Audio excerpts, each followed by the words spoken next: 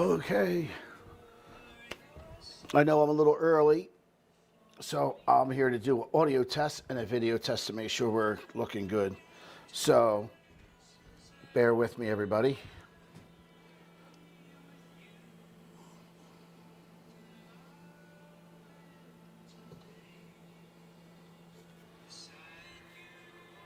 Testing, audio test.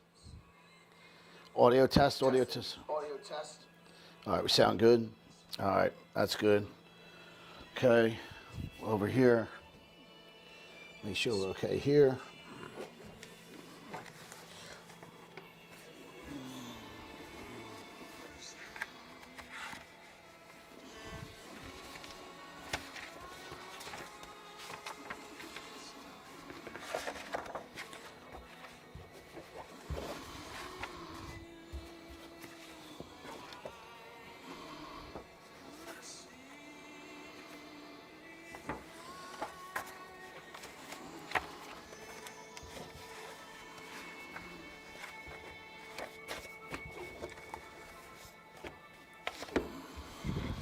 Just getting ready, just getting ready, just getting ready.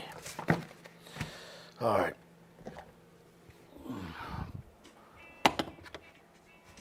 Hope everybody's all right. I'll clean up the board while we wait till 7 o'clock. Usually what we do in our regular class, what we used to do is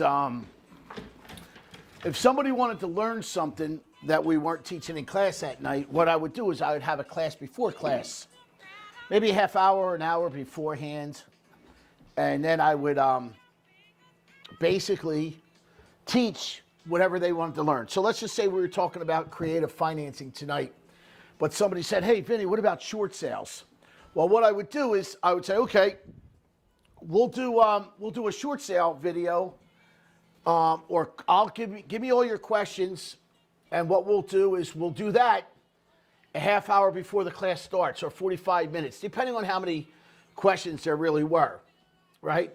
So I might say, okay, let's jump on class at 6 o'clock. If you got a lot of questions, we'll do it an hour early, right? Or if it was just something, somebody had just a few basic questions and said, hey, Vinny, can you answer these questions about this? I'd say, sure. Let's jump on class a little bit early, right? So we would take advantage of, a little bit early, talk about that. And that would be a pre-class that we used to do. And I enjoyed those. So hopefully we'll get back to those at some point where we can do some pre-class stuff too, where we just answer. What it basically is just answering a bunch of questions, right, that you have. And maybe you didn't get a chance to answer them at another class, right? Or you feel embarrassed about asking a question, right? So, we can always take that time before class and ask questions. Like sometimes I noticed back in the day, early on when a lot of my students were just newbies and they didn't feel comfortable asking a question that maybe they thought was a dumb question, right? But it's not dumb. Not when you're new to the business and you don't know what you're talking about, right? That they would ask a question. All right, why don't you come in early, half hour early? And let's ask some questions, right? A half hour early, right? This way you won't feel that you won't feel that bad. My wife's sending me a text. I parked on the grass and she's mad at me right now. So anyway, so we're gonna probably get back to that where we do some stuff pre-class, right? Where we'll just do question and answers pre-class as well. I always like doing that stuff. And we're also going to get back to going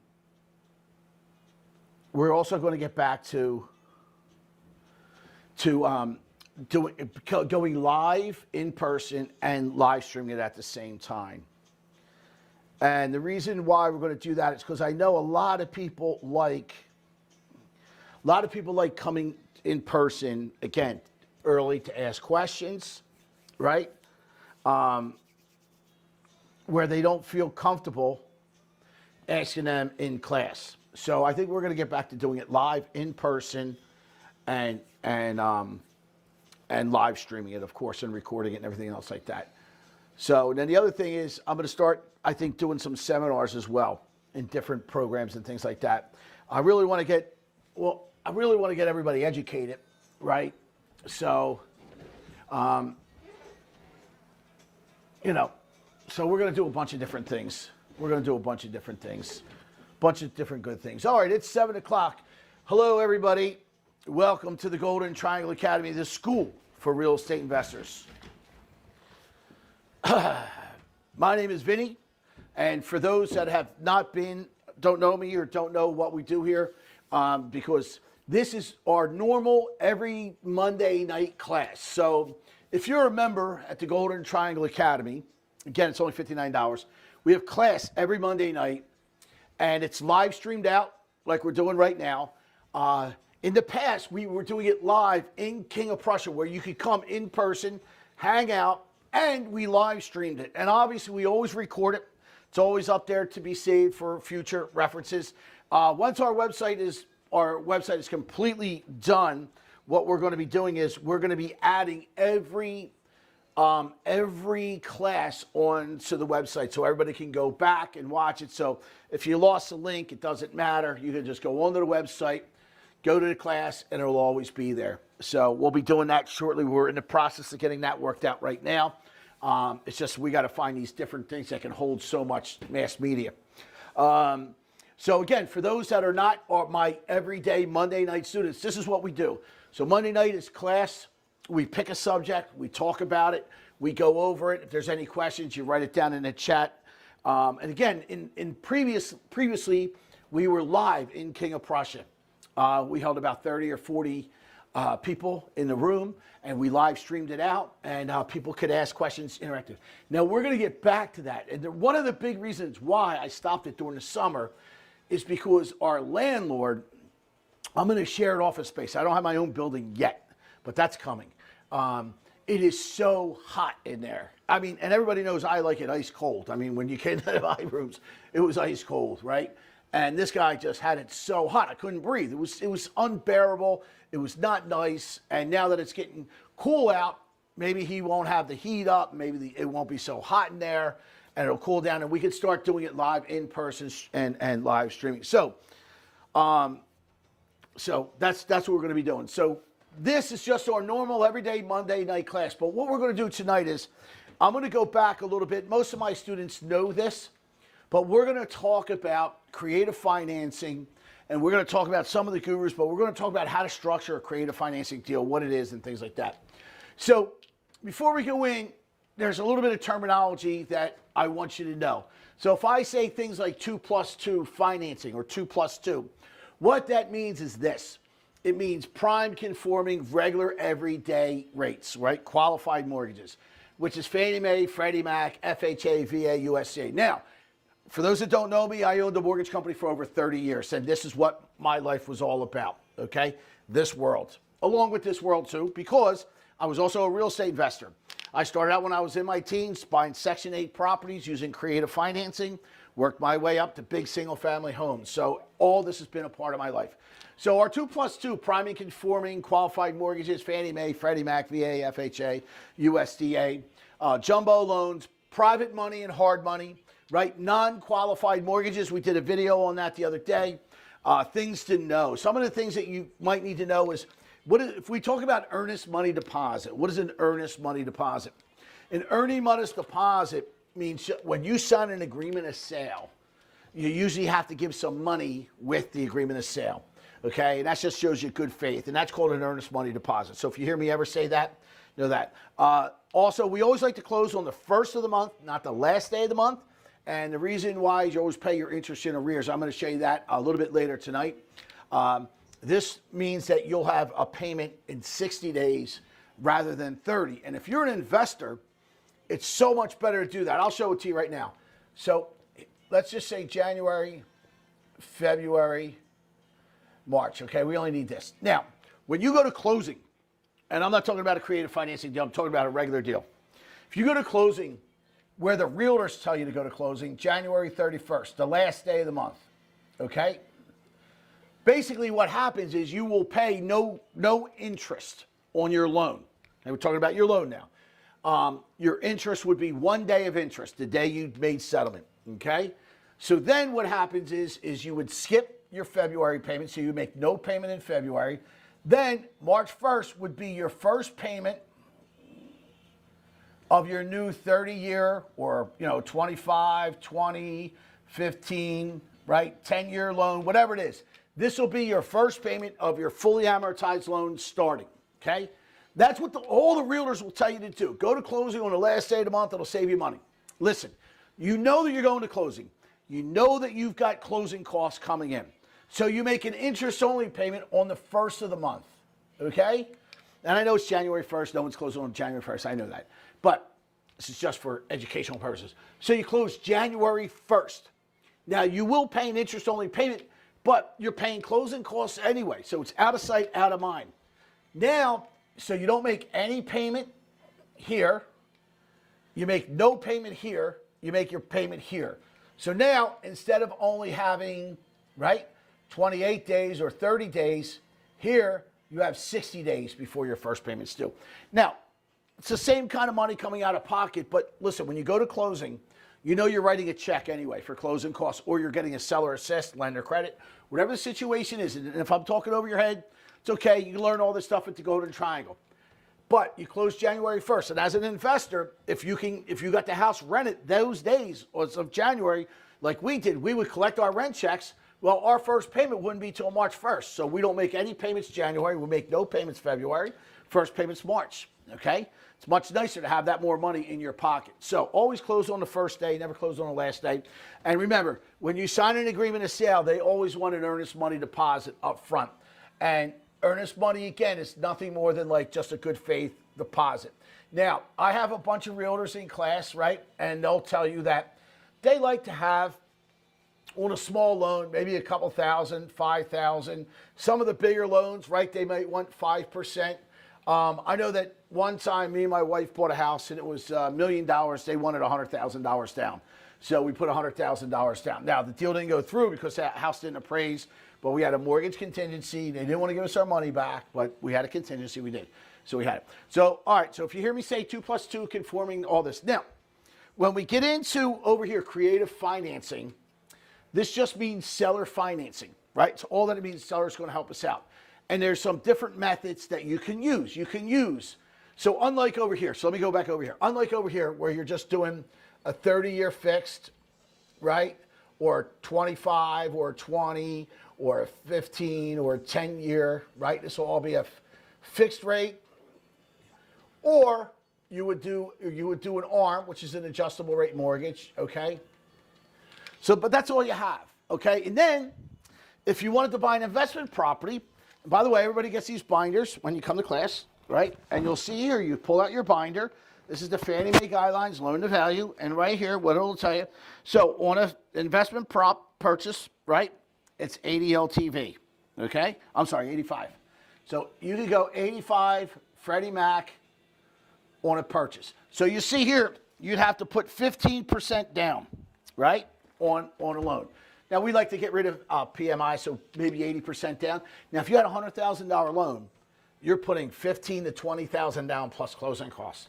How many houses are you going to be able to afford to keep doing that, right? I don't care how much money you have. Sooner or later, you're going to run out. And then that's when you're going to need creative financing, okay?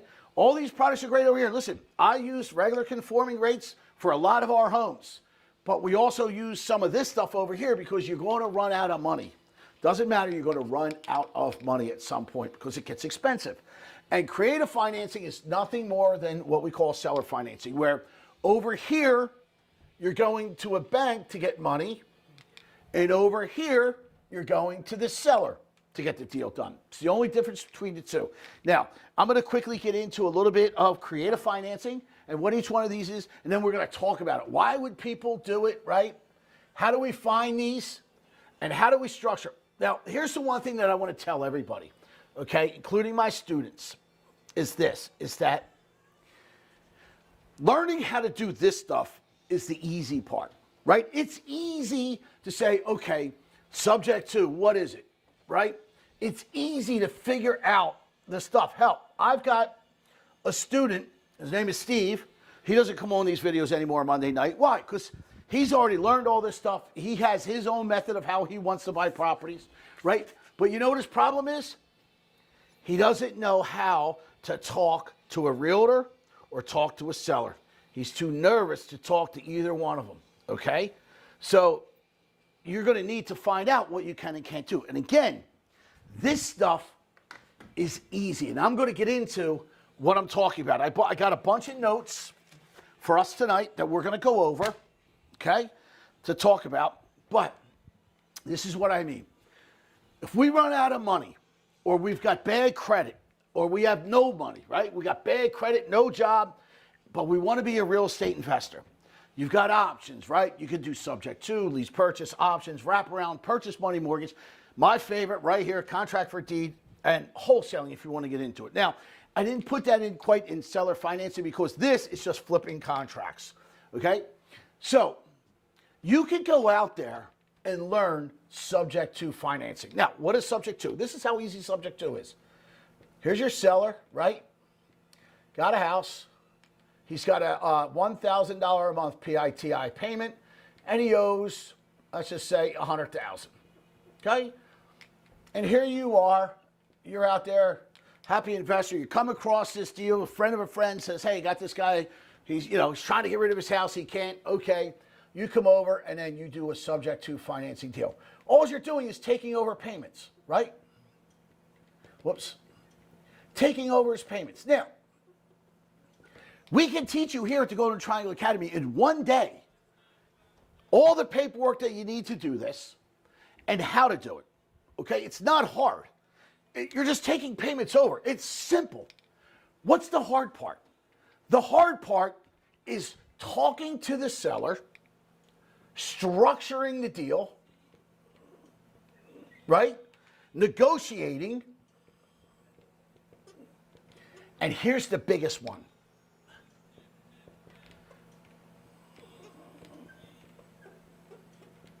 Educating.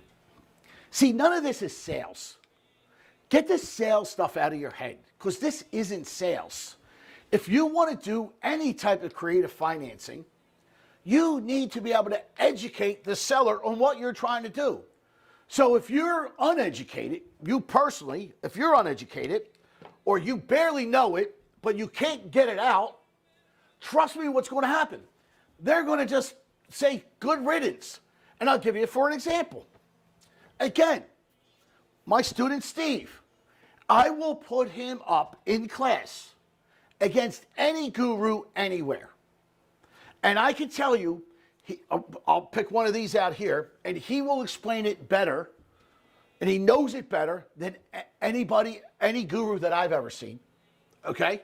And he can explain it better than anybody else. And he knows all the rules and regulations better than anybody else. Okay, that's great in theory in a classroom, but what's the next step?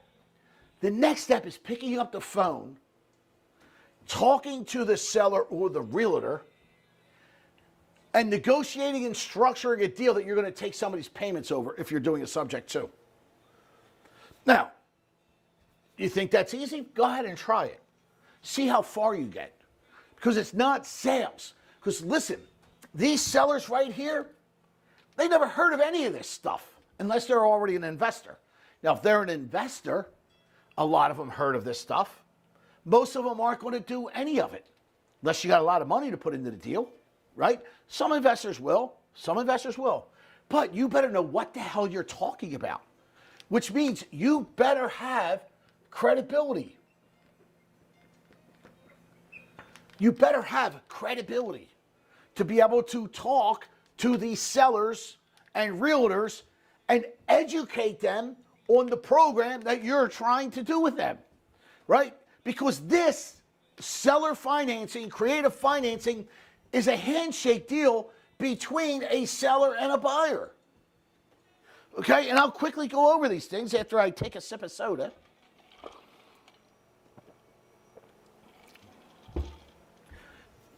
Seller financing, subject to, you're taking somebody's payments over. Lease purchase option, it's a lease with an option to buy. Simple, 2 contracts, a lease with a purchase option agreement attached to it. Okay? A lot of the gurus like to use that after they do a subject to. It's such monkey bullcrap what they talk about. Okay? Wraparound mortgages. This is the same thing as a purchase money mortgage. If you would go to a bank, you would sign a note, a mortgage, a deed transfers. That's a purchase money mortgage. It's the same thing with a seller. You could do that with a seller. Now, if they have a lien on the property, that would then consider a wraparound mortgage. Okay? Just one loan pays another loan. So the loan that you create out of thin air, the purchase money mortgage, the loan that you're paying wraps around the other loan. Oh, excuse me, I got to get my Tylenol. Or my Advil, I'm sorry. So one loan just pays the other loan. That's a wraparound. Oh, sorry, got to get my Advil. I'm coming. Sorry. All right. Now, the next one, what do we have? What's the next one we got up there? Let's see. All right. Purchase money mortgage wraparounds. Okay, my favorite. Right here. Contract for deed. I can tell you none of the gurus talk about it. And I'm telling you right now, I'm a master at it, and it's the best program out there, period, bar none. It kills every one of these. Smokes it out of the water. Okay? And now wholesaling, that's not really seller financing. You're just trying to flip contracts, okay? You're trying to get it under contract and flip it to another buyer, right? That's all that is, flipping contracts. That works in certain areas, not all the time, not all the different places, okay? So now, learning these things is the easy part. That's the easy part, right? All right, I'm going to take over payments. All right, I'm going to sign a lease, and I got an option to buy it in 1 year, 2 years, 3 years, right? Oh, I got a wraparound, which means I have a note, a mortgage, a deed's mine, and my loan pays the other loan, okay? A lot of times they want money down with these deals, okay? By the way, even though you could do this with no money down, this costs money to do, okay? This lease purchase, this costs a little bit of money to do, right? A little bit, right? You could probably get away with first month, last month, and a security deposit, right? Maybe even first and the last month. So that doesn't cost a whole lot of money. And then later on, you could put, your closing costs and stuff like that. You could get a seller assist and things like that. Options, this is more like this. This does cost money if you're going to do actual options. Wraparounds, you could do with no money down. Right? You can do this with no money down. Say with this, you can do no money down. But doing this, you're going to have closing costs. Okay? Closing costs. Right? Because you got to pay for title insurance, and you got to pay for title insurance, and you got to pay for transfer tax. Okay? Because the deed's going to be transferred, so you got to pay transfer tax, and then you got to pay for the deed being recorded. So there is closing costs involved. So there's money up there. This here, this is delayed, right? This is delayed.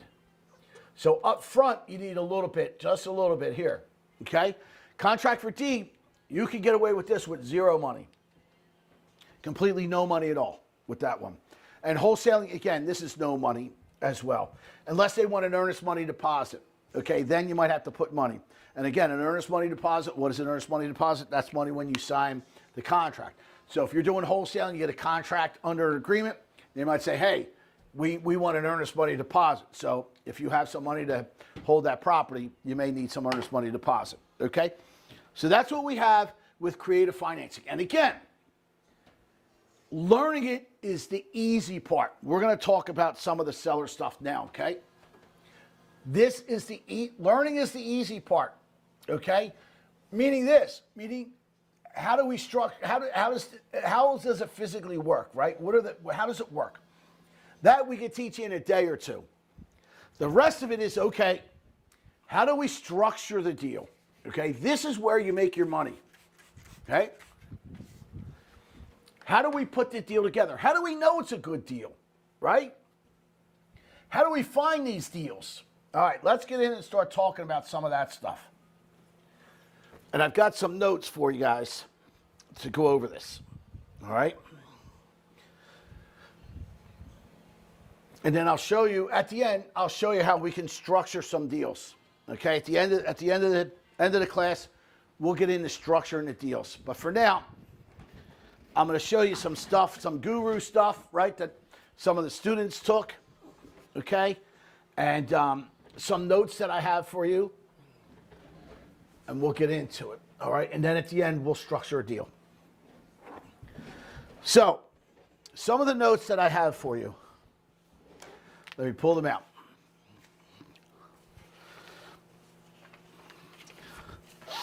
So some of the questions, well, let me just do this.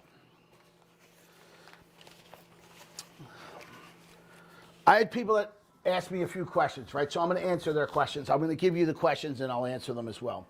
All right? So let's get into them. Let's do this, though. Let's do this here. Okay, give me 1 second here. Let me change our screens. In case I got to write a note, I don't have to get up on that big board and erase stuff. Okay, we just changed screens. I think we changed screens, did we? No, it didn't change. Okay, hold on. All right, there we go. And then later on, we'll put, let me see. We're going to do, okay. All right, so what I'm going to do is I have some notes, and if I have some stuff to write down, we can write it down on the board and go over it. All right. So here are some questions of creative financing that a couple students asked me, and I'm going to answer them for you, okay? So let's get over it. Why would a seller sell with seller financing? Oh, that's a good question. Why would a seller sell with creative financing? Well, a couple of reasons. Number one, they're motivated and they couldn't sell their house through the normal traditional 2+2 ways, right? Maybe they just couldn't sell. Maybe it has stucco issues and they don't have the money to fix the stucco. Maybe there's not enough equity in the house to fix the stucco issues, okay? Maybe they owe more than what the house is worth. Maybe there's no equity in the house. Maybe they're an investor and they want to delay their taxes. They don't want to get hit with a big tax bill, right? So there's all sorts of reasons of why somebody, maybe they're delinquent. Maybe it's a pre-foreclosure. Maybe there's tax delinquents. Okay, they're delinquent on their taxes, right? There's all sorts of reasons. Maybe their daughter had a baby and they're in California and they want to get out there because it's their only daughter and they want to get out and help. And for some reason they can't sell the house, but you come along with a creative financing solution for them, right? So there's all sorts of reasons why. Now, but let me just tell you this though. All right, just so you understand, let me tell you this, all right? And this is about 98 to 99% of people are just going to do this.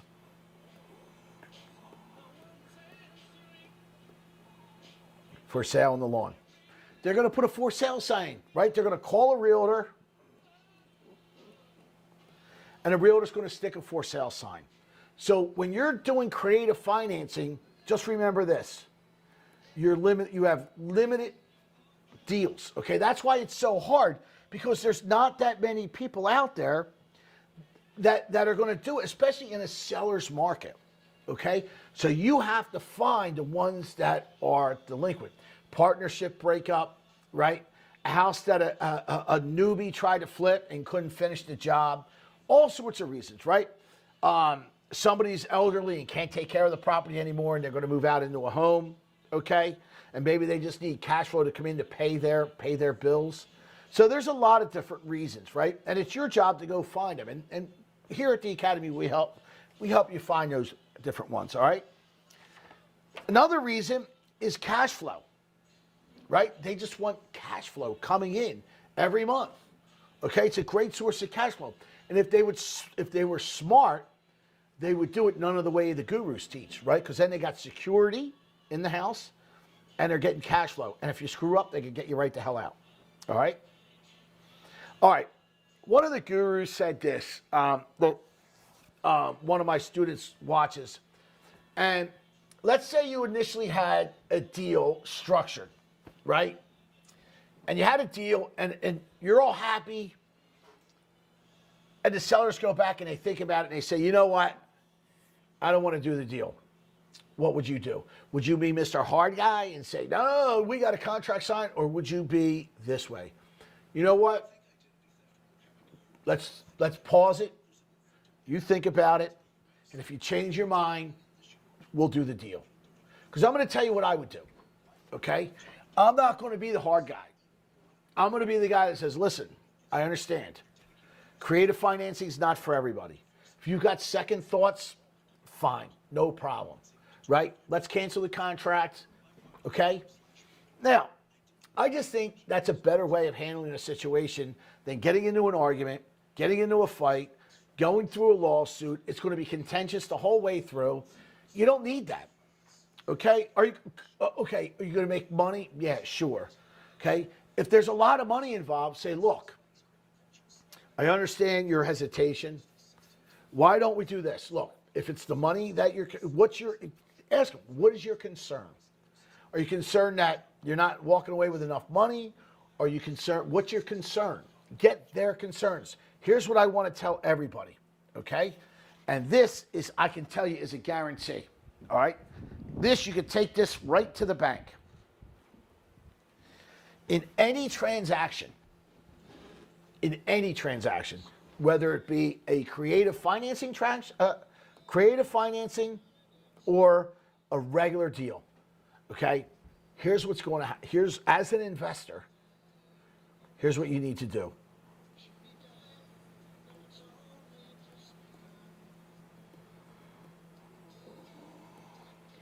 Every seller has this. Every seller has a want and a need. Every one of them does.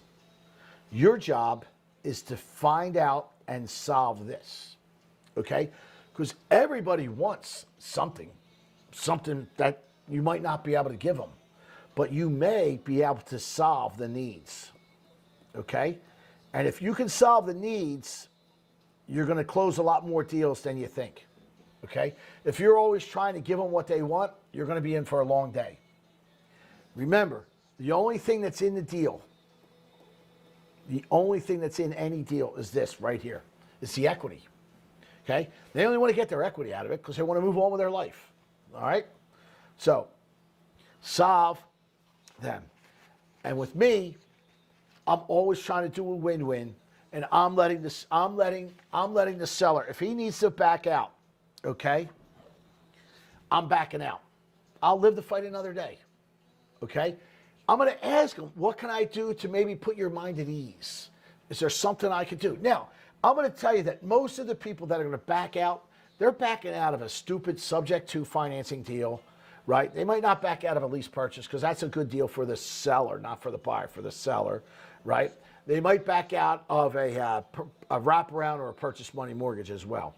So it depends on what it is, okay? Depends on what it is, all right?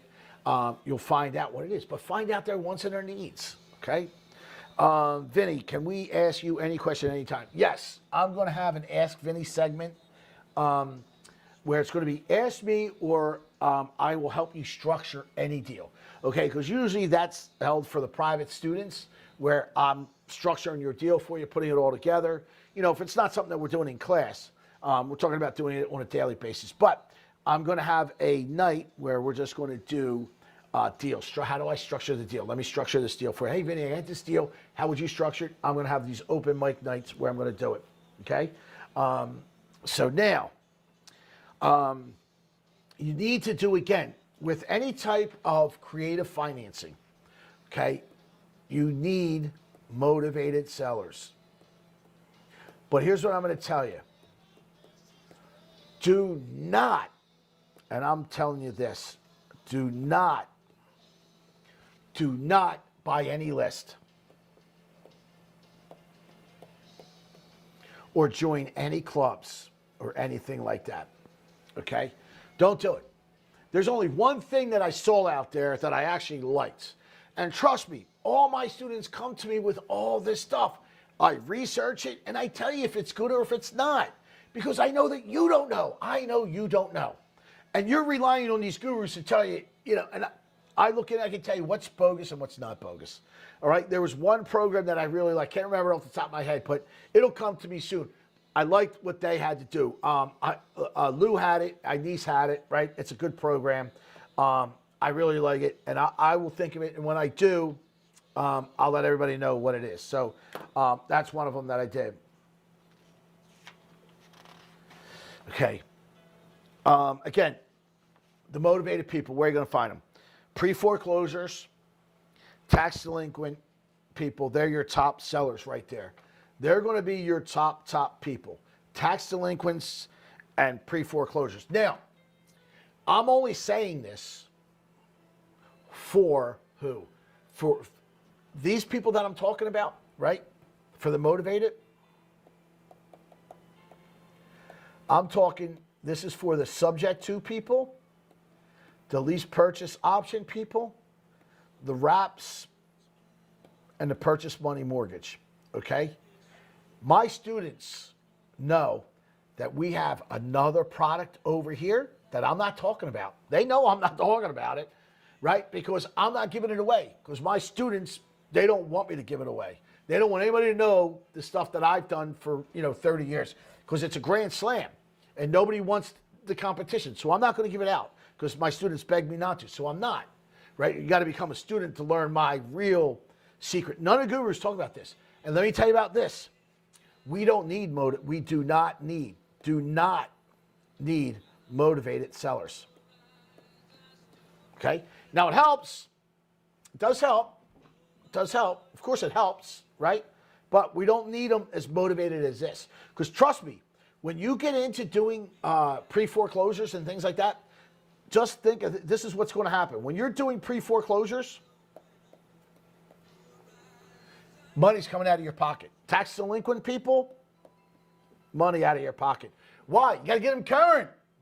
You got to get them current. Then you got to pay closing costs. And you still got to do a home inspection. And you still got to do title. It's going to cost you money. I want to do things with no money. And it's going to be difficult to do these on YouTube because I don't want to give away my secrets. My students know. Usually Monday night class, we do some of this stuff. But we're probably going to do one, right? And hopefully I don't give away too much. All right. Let's go. All right. And here's some of the deals we're going to do tonight. Okay? Let's continue. This here. Let me just show you this here. By the way. Oh, damn it. Oh, my God. Listen. Don't get fat and don't get old. Because when you get fat, old, and bald like me, things become 10,000 times more difficult, okay? I can't even hold this damn piece of paper without it falling out of my hands, and then I can't pick it the hell up. Don't get fat and don't get old. I don't know how I got fat. Well, I know how I got fat. I drank a lot of soda. Okay. Which I'm going to go get right now. Okay, I'm going to give you a couple of tips here. You ready? Again, learning how to do things like subject to lease purchase, wraparounds, purchase money mortgage, that's the easy part. The hard part is talking to sellers. Why? Because then you need to educate them. Also, these are the two right here. This is the key to success. Right here. You ready? I'm going to put it in yellow. I'll put it in white. Keys to success. Because it's nice and bright. Big contrast. Right here. The keys to success in this damn business.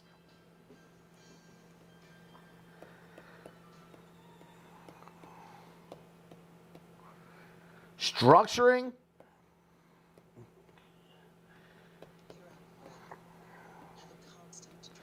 Right here. There's your keys to success. Right there. How do you structure it and how do you negotiate it? And hell well, I better put the third thing in there. How well can you educate the seller? That's it. Right there. Your keys to success using creative financing. Can you structure it? Can you negotiate it? And can you educate? That's it right there. Like I told you, it's easy to learn how to put that deal together. Easy. Subject to takeover payments, right? It's dumb, whatever. Purchase money mortgage, easy, right? All that stuff's easy. But get into the real world, negotiate it, structure it, and educate. And if you can do that, you're going to have a ton of success. Trust me. All right. By the way, after a while, you don't have to go find sellers. They'll find you. Okay? Trust me. When I was buying homes, I didn't have to start. After a while, I didn't have to look. Realtors would call me. I got this house. It's not on the market. I was getting off-market properties. Didn't have to go search. Didn't have to go look. My realtor would go look at it for me. They liked it. Okay, me and my wife would go sign the papers and have it read it the same damn day. Right? You don't believe me? Ask my wife. Ask my realtors. They'll tell you. Right? Ask some of my friends. They saw it live. Okay. This one, this is another key to success. Okay? This one, I gave this to Tyler the other day. Okay? You need to know your audience.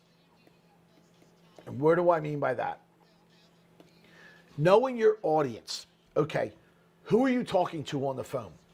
Who are you going to see? Are you going to go see somebody on the main line who's got $1 million house, $1 million+ home? Well, you better go in a suit and tie. You better go well groomed. You better not go in a baseball hat, right? Or if you're a woman, don't go in jeans and, wear something proper. Look professional. You need to know your audience. Likewise, if you're dealing with somebody who's a stickler for having it in writing, better be in writing. Know your audience. Who are you dealing with? If you're dealing with somebody that's lax, okay, yeah, no problem. Like laid back, okay, you can be laid back. But if you're dealing with somebody who's a professional, act professional. Know your audience and who you're dealing with. I can't tell you how important this is when you're dealing with sellers, or if you're a realtor or you're a mortgage broker, or just in general in life. Know your audience, right? Because you're never going to get the first impression back, ever, okay? Now with me, I'm already old, and I've got more knowledge than I got more knowledge than you could imagine. When it comes to real estate investing, okay? Let me make sure I get that right. I don't have much more knowledge than that because this is all I've done, okay? Now, I can wear sweatpants and a t-shirt because when I start talking and I can spout out information without looking at anything, and then I back it up with facts, sellers don't care I'm in a t-shirt and sweatpants. Now, they might initially, right? But once I get done and doing my presentations, no, right?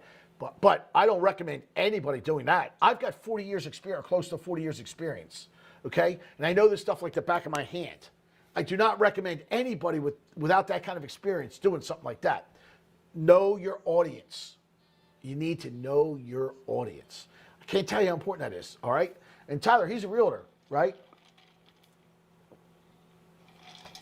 And I'll just tell you the deal that he had.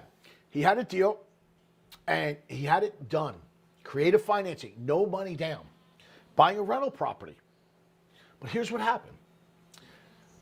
We talked to him on Friday. Well, I'm the one that negotiated, Sorry, Tyler. He found it. I negotiated it. He did good, though. He did good. Tyler did good on this deal. Guy says, okay, put it all in writing. And he said it 10 times. Put it in writing. Put it in writing. Put it in writing. Tyler says, all right, I'll get it to you on Monday. Now, this guy, I knew by just talking to him, he was a stickler for in writing. Well, Monday came around, Tuesday came around, Wednesday came around, Thursday came around. Tyler got him the agreement of sale on Friday. And everything wasn't in the contract. And the guy says, F you, done. So I called the guy. I said, whoa, listen, what happened? What happened? Because Tyler said, deal's done, it's over. So I called a seller. Hey, what happened? He said, listen, I know Tyler's young. I know he's going to be good in the future. But he set the expectations here, and he didn't deliver anything. Contract was supposed to be in my hands on Monday. It's Friday. Everything was supposed to be in there. Didn't happen.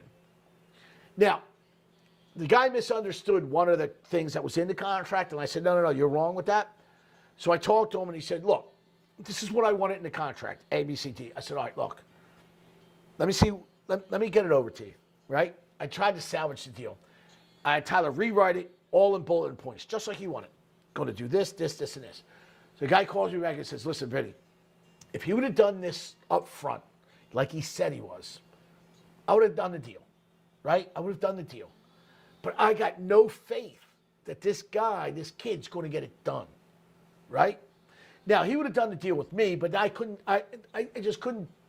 I'm not going to take Tyler's deal, okay? So, but this is the point, knowing your audience. You have to know who you're dealing with, okay? And if they say, hey, get it to me on Monday, get the goddamn thing there Monday. If they say, put it in the contract, put it in the damn contract, okay? Some people you could get away with stuff. Some people you can't. Know your audience. I can't tell you how important that is, especially when it comes to this creative financing stuff.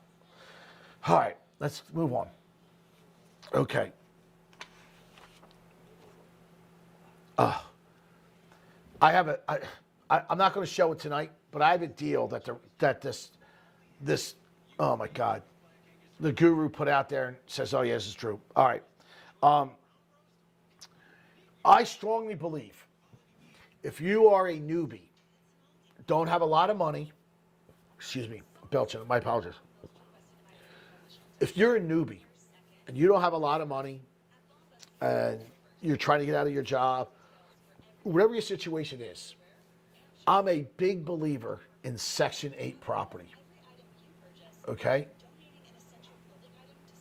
Now, don't believe the myths, because they're myths, that, oh my God, it's a nightmare, it's a nightmare, it's a nightmare. Look, here's what I'm going to tell you. I live by this rule, 80, 10, 10. This used to be an old financing rule, right? 80% loan, 10% down, 10% second, right? 80, 10, 10. But I live by this rule with my Section 8 tenants. And let me tell you what it is. And I'm going to tell you why the newbies, I strongly believe you can do this. Okay, 80%, they're good. No problems, right? You get paid. Section 8, by the way, Section 8, direct deposit on the first. Direct deposit, government, guaranteed government income. I made my bones on these properties. I own hundreds of these. I love these, okay? Loved them. I loved it. I had a love-hate.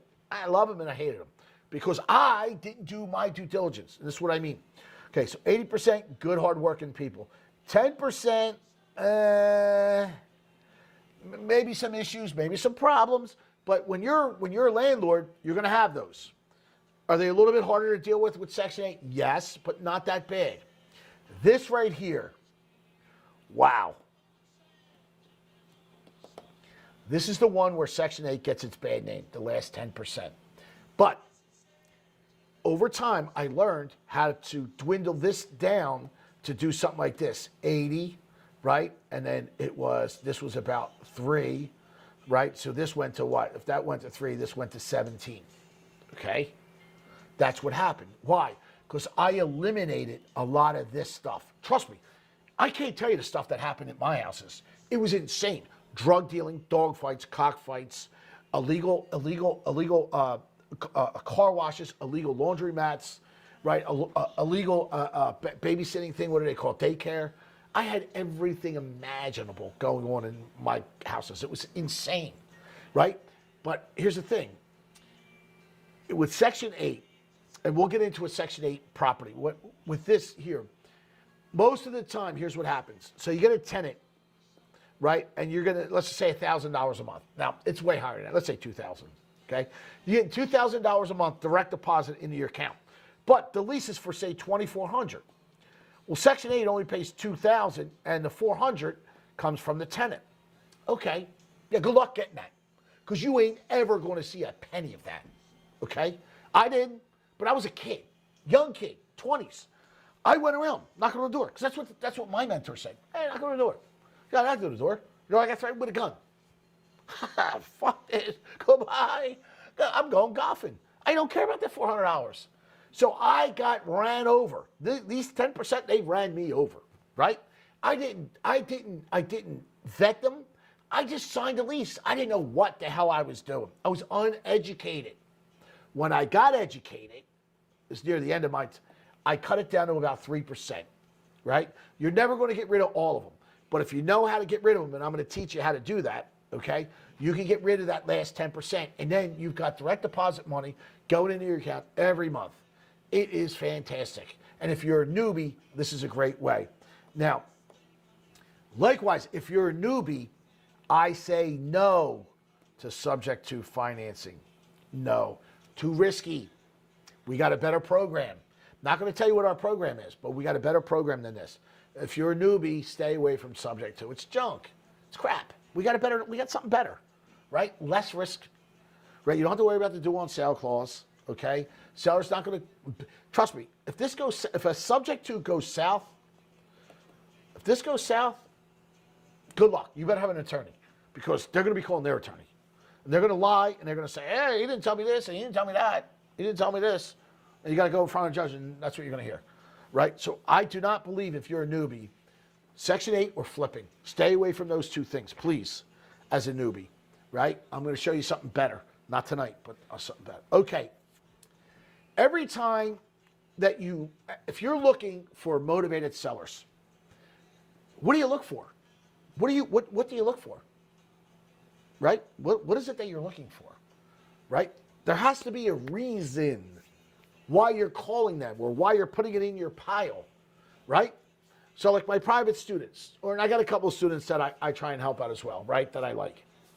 I like women. I love all my students, so I try to help everybody. But I help them less than my private students, okay? Now, let me just say this. I say this all the time. You send me a property, I'm looking at it. Okay, why? Why are you sending this property? Where's the motivation? Remember, when you're dealing with creative financing, they have to be motivated, okay? You got to know the motivations. Now, here's the other thing. Every listing, I preach this. Every listing tells you a story, okay? Your job is to figure out that story. But every listing has a story. I can read a story and tell you exactly what's going on with that property. I do it in class all the time. We call up, and it's the same exact story what I just told you. They tell you what's going on with their property. So make sure you read the story, right? Read the description, okay? Go over here's the other thing. If you're looking for stuff, here's where to start with. I'm going to give you your first lesson. Just look at the days on the market. The longer, the better, right? We're not selling it. So there you go. Then read the description.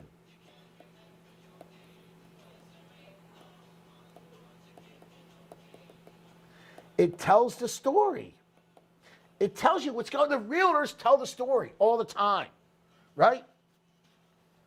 Read the story. You need to learn how to read the story, okay? Read the story. Read the story. Trust me. Now, let me do this. Let me scooch over here real quick, and let me switch to this here, okay? This here, I wonder if I can bring the camera over here so I can stay in the picture. Let me try this real quick. See if I can bring this over here. Let me move my phone. Put the phone over here. Can I still hear the music? Yeah, I guess I can. Let's move our markers for when we go back to the big board.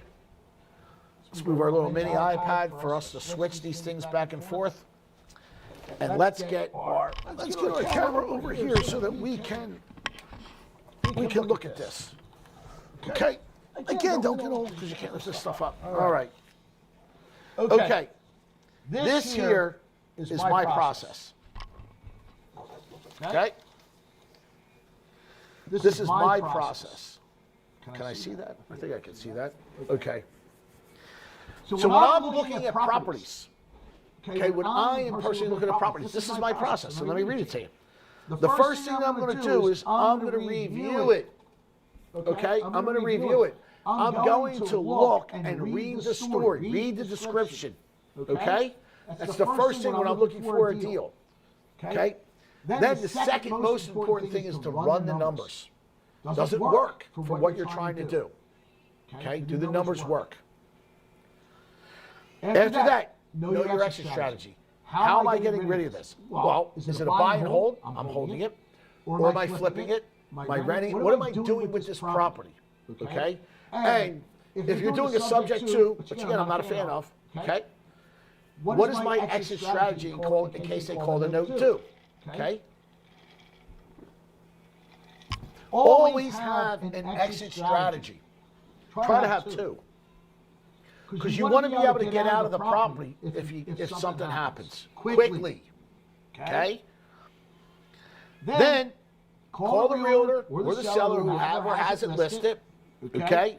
Get all the information that you can. It'll also help you fill out the remaining part of the story. So you get an initial story from the description, then you get that. Then get a feel from the realtor seller, see their motivation and their flexibility. Okay? Get the feel for it. Then go set up a preview of the house. Okay?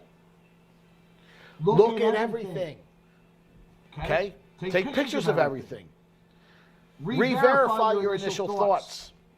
Rerun your numbers.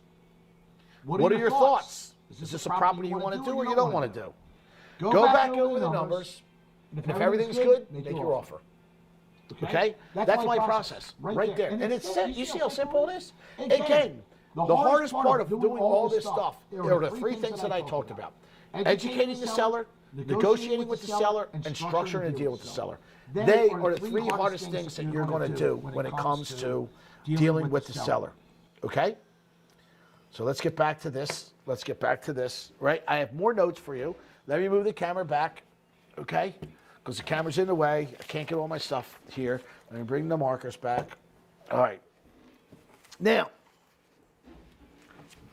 before we start structuring a deal, okay, a creative financing deal,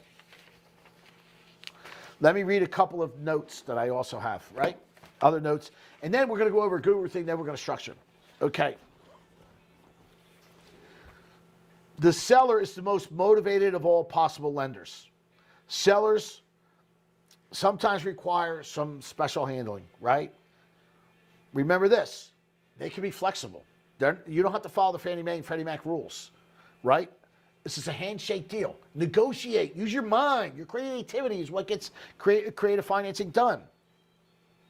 Now remember, it's not always about the money. It's a want and a need. Solve the needs, not the wants. Okay? All right. When you're a newbie, step number one, educate yourself, learn your craft, master your craft. Then practice your craft. Do some dry runs, and then make sure you got all your bases covered. Then go out and do it. Educate your seller. I wrote this is about 10 years old that I wrote this. Go do it. Educate your seller. Have credibility. Speak only in truths.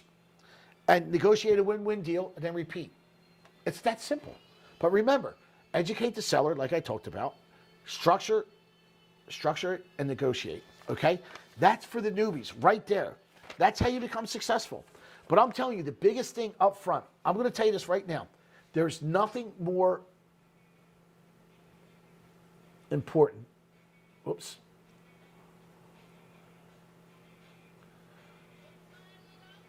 Than this. Educate yourself. Right there. Educate yourself.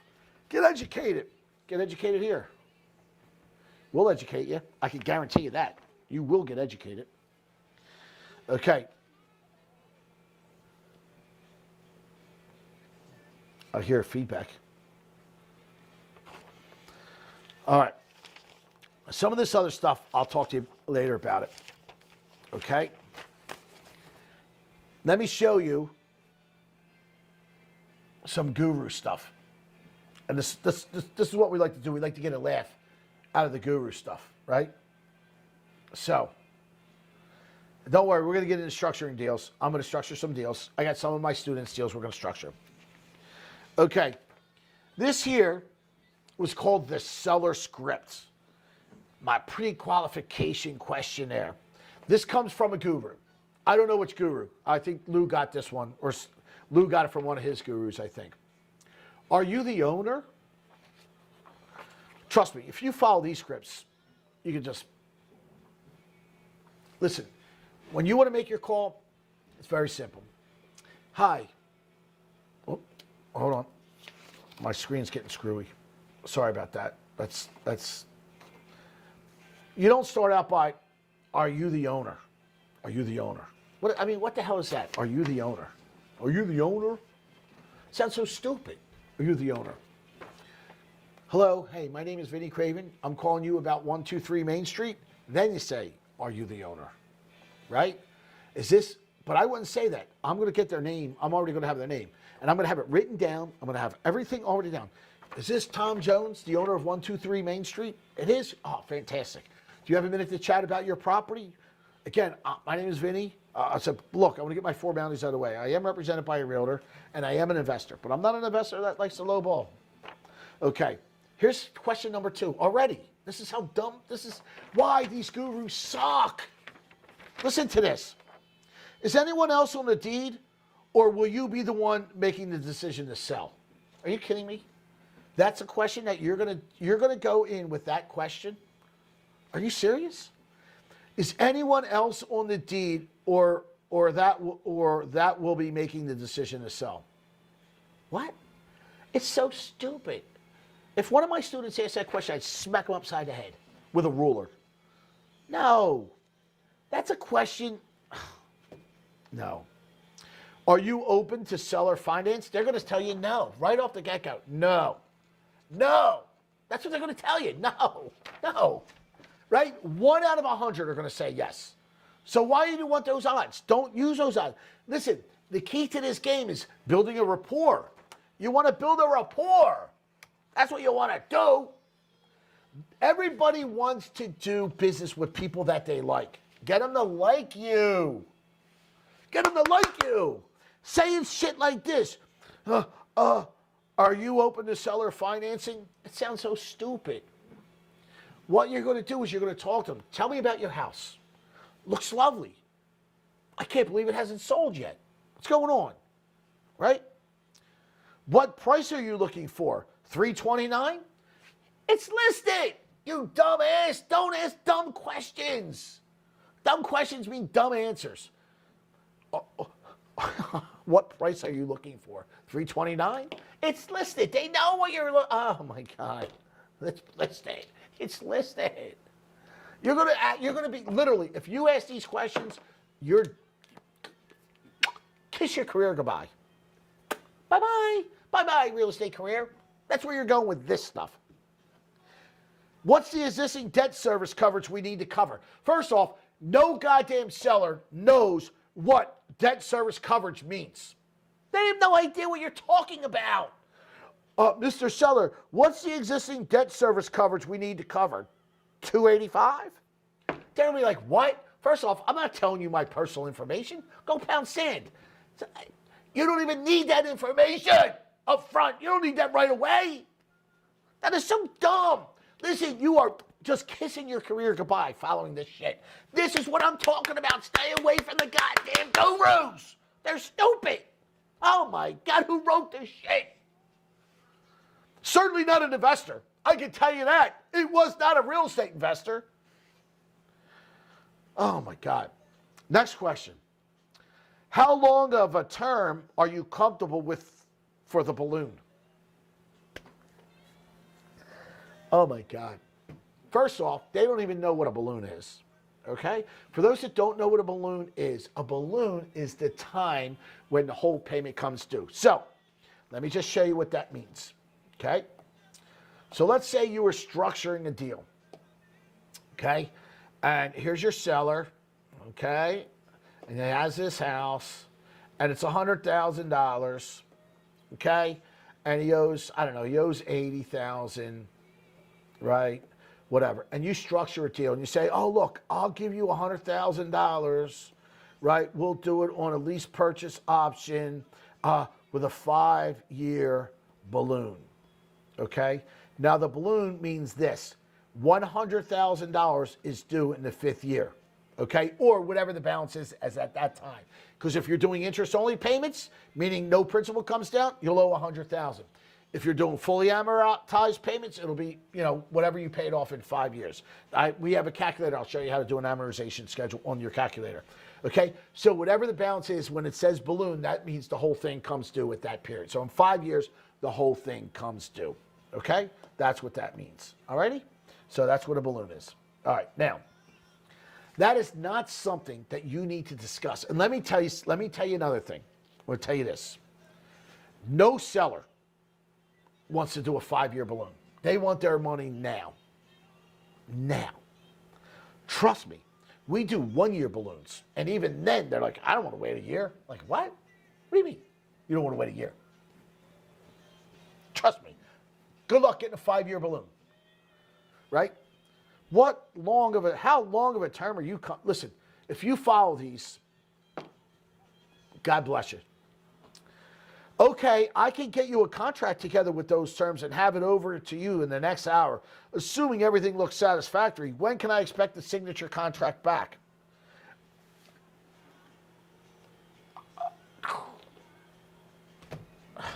This is not how you talk to sellers. Trust me, this is not how you talk to sellers. Oh my God. Listen, I'll get you the contract, have your attorney review it, your CPA, whoever you want to review it. Okay, let me know. I'll come pick it up, right? We'll go get it notarized together. Don't force this on anybody, okay? Don't try and be pushy. Nobody likes that. Nobody. These are the worst questions I've ever seen in my life. And here's, oh my God. Mr. Seller, I'm a professional real estate investor. What's a professional real estate investor, by the way? If anybody's a professional, I am. I don't call myself a professional real estate investor. I say I'm a real estate investor. What the hell is a professional real estate investor, by the way? To make you sound better, make you sound cooler. I'm a pro. I'm a pro. I'm in the pros. I'm in the who's who of real estate investing. Get out. The reason I called you is because your property matches the metrics of what I'm looking for to add to my portfolio. This is the worst thing that I've ever read. I have to be honest with you. It really is. It's one of the worst things I've ever read. It's horrible. It is horrible. Horrible. Okay, let's go into some of this other stuff. Right? More guru stuff. Then we're going to structure a deal. Okay, this I think also came from Lou. I don't know what guru this came from, but let's take a look at this one. Okay. Let me get a sip of water, because I got to tell you, these people, they give me a headache. Okay, corporate structure. Whatever this means. Family Planning Trust, holding company LLC, when you get paid an S Corp LLC, holds and buys real estate. Okay, I'm assuming they're telling you to make yourself into a corporate structure, right? Like you can either do a trust or an LLC. You know, listen, worry about buying property, okay? I did everything in my own name for 30 years. I never got burnt one time. Why? Because I had extra added insurance. Okay. How to buy on creative term. Acquisition strategies. For those that don't know what acquisition means, it just means buying. My buying strategies. Okay. Subject to. Buy the house, but keep the note in the seller's name. You may need to get some, oh my God. Okay. I should put this with the camera so we can read this together. This stuff is insanity. I have to tell you. This is nuts. This is literally nuts. This is what they're telling you. And trust me, this ain't ever going to happen. Subject to, buy the house, but keep the note in the seller's name. The note is the IOU, the promissory note. A, you may need to get some loan modification up front. Have them ask for a loan modification that will include a lower interest rate and adding any arrearages into the back end of the loan. This will reduce the entry fee into the deal. Are you effing kidding me? You're going to go to somebody, tell them you're going to take his deed over, and go get a modification while you're at it so that it costs me less money. What planet are you coming from? Seriously, what planet are you on? No seller is going to do that. None. Zero. You got to be high on crack to say something like that. Never sub to an ARM, reverse, or an interest-only loan. I would do a sub-2 loan on an interest-only loan in 2 seconds, but I wouldn't do subject to, because again, Subject to is the worst thing out there. So there's no need to do subject to, okay? And again, this is what I try to tell you about these gurus. None of them know anything about real estate investing. They know nothing about real estate investing. What I'm trying to do is get the camera as I'm talking to you, okay? Now, just for those people that don't know what an ARM is, an adjustable rate mortgage. It goes up and down. You could have a 1-year ARM, you could have a 3-1 ARM, a 5-1 ARM, a 7-1 ARM, a 10-1 ARM. Those means it's fixed for 1 year. So the first number is the fixed period. So a 1-year ARM, it adjusts every year, 1 year after the next, Every year it adjusts. 3-1 ARM means it's fixed for 3 years, then it turns into a 1-year ARM. A 5-1 ARM is it fixed for 5 years, then it's a 1-year ARM. A 7-1 ARM, fixed for 7, then a 1-year adjustable year after year. So 12 months. A 10-1 is a 10-1 fixed for 10 years, and then one. Why not do a 10-1 ARM if you're going to do something? I mean, I never heard of that. Okay, a reverse mortgage. I'm not big into reverse mortgages, right? You see that all the time. So we won't get in. Interest only. I love interest only loans. Lower payments. Okay. NEGAM. NEGAM is when the balance of your loan goes up. I did a lot of these NEGAMs. There's nothing wrong with them as long as you know what you're doing. You better know what you're doing though. Okay. We'll get into NEGAM later on. It just means it goes the other way. Instead of your balance going down, it goes up. And they were really good loans if you knew them, and I knew them. Okay. Homes deeper into the amortization schedule better in sub 2 than earlier properties. 15 plus years is impossible to buy and hold, and rent deals pay off much faster. Okay. What they're saying is homes deeper into the AM schedule, which means homes that have been paid off at a longer period, meaning they've been paid off for 15 years, right? It's still possible to do a buy and hold deal as much as pay off, is because the payoff is much faster. If somebody's been in their house 15, 20 years on a 30-year loan, how much equity do you think they have in their house? And why are they just going to hand you over the deed when they can just first sell it? This is what makes no sense. Like, this stuff that they're saying makes no sense whatsoever. Okay? I'm going to see if I can move the camera again. All right, and because I want to show you what these people are actually saying in here, right? So just bear with me for a second while I move this stuff. And then if I can get it quickly up, we'll read it. We'll read it together, okay? But I can leave the camera where it is. But I want you guys to read what I'm reading, all right? So just bear with me. I mean, the stuff that these guys talk about is so insane, right? The stuff that they say, it's literally, it's crazy. It really is crazy. Did I just completely screw myself here?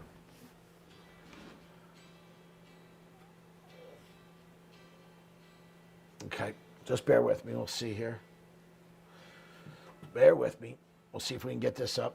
I'll switch to the big board while this is going on. Okay, so all right, we got the camera up. Look at that. All right, so we can read this stuff together. All right, we can read this stuff together. All right, let's take a look at this. I mean, because it's funny. I got to be honest with you. Okay, is the light on?